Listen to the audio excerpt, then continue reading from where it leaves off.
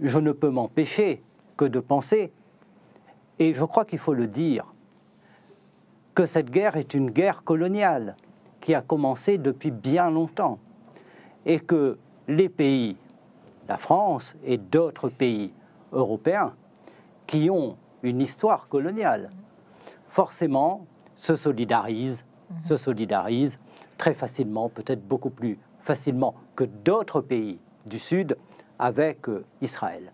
Les mots, évidemment, ont un sens. Et précisément, le mot terrorisme empêche de penser, empêche d'aller vers la paix. Pourquoi? Parce que le mot terrorisme, en venant chez vous, je pensais à quelque chose. Je me disais, lorsque quelqu'un commet un crime horrible, terrible, barbare, on dit mais c'est horrible, c'est terrible, c'est barbare. C'est un fou. C'est une bête sauvage.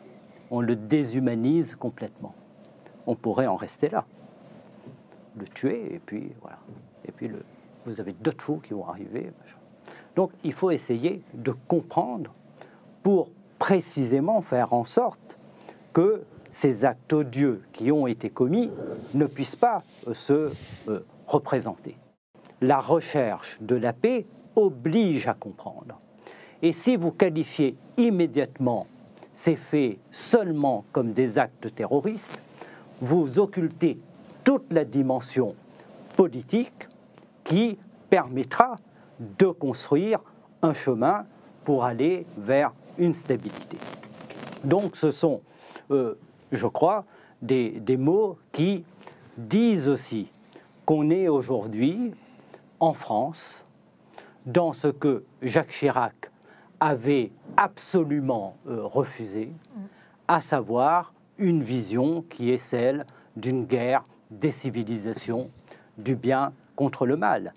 Et c'est exactement ce que nous avons refusé, nous, au Parlement européen, avec cette résolution que nous n'avons pas votée.